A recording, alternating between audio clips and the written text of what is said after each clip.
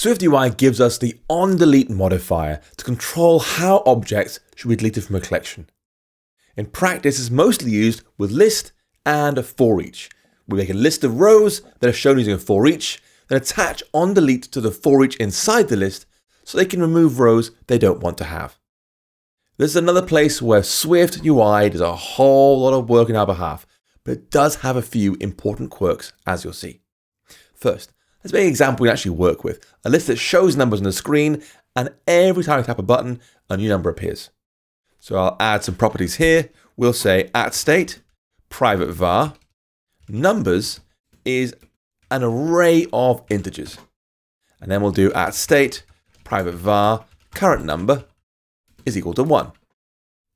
Then inside the view body, down here, I'll say we have a vstack with a list inside, then a for each of our numbers using ID of \self.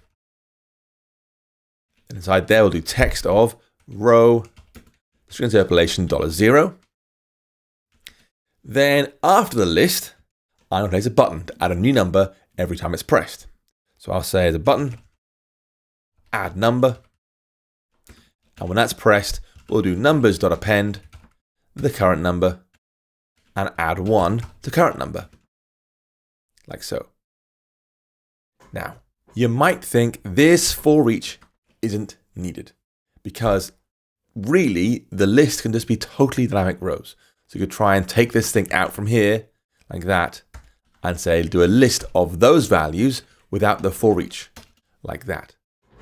And that would also work. The same thing would work. And press Command R and it'll still do exactly the same thing we had before. I'll just press add number and it will slide in again. It's exactly the same thing. But here's our first quirk. The onDelete modifier we're about to add only exists on for each.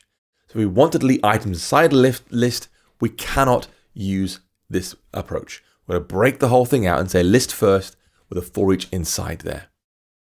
This does mean a small amount, as you can see, of extra code. But it makes sense.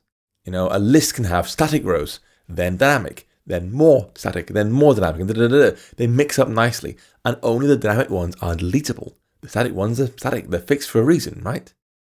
So if you have only dynamic rows, fine, it's more code. But the flip side means it does make it easier to work with a mix of static and dynamic rows. Anyway, in order to make onDelete work, we need to implement a method that will receive a single value to it, which is of type index set. Index set is like a regular set of integers, except it's sorted, or it comes in numerical order, and it's just telling us the positions of objects to delete, or things in the for each that should be removed. Now, because our for each here was made entirely from a single array, we can just pass that index straight to our numbers array and say, remove at these offsets, please, and it'll take the index set and delete them automatically. And so down below body, we can say func remove rows at offsets and index set. And then call numbers.remove at offsets, like that. And finally, we can tell SwiftUI to call this method when it wants to delete data in the for each. I'll attach this modifier here.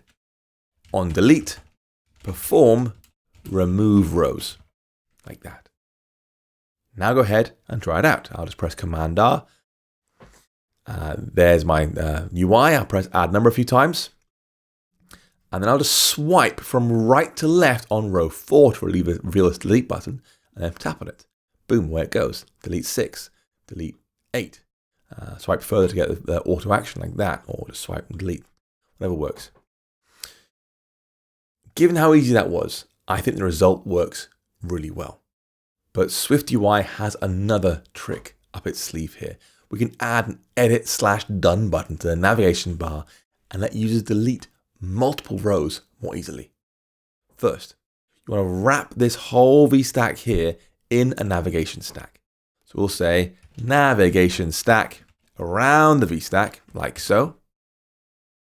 And then add this modifier to the vstack. .toolbar, edit button. Just that. That's literally all it takes. If you run the app now, we can add a bunch of buttons, number, sorry, like add a bunch here. Then enable edit mode. And in comes this nice delete button to press on. I'll press delete this one, delete, and this one, delete, and this one, delete. And when you're done, press done. Back to not editing mode.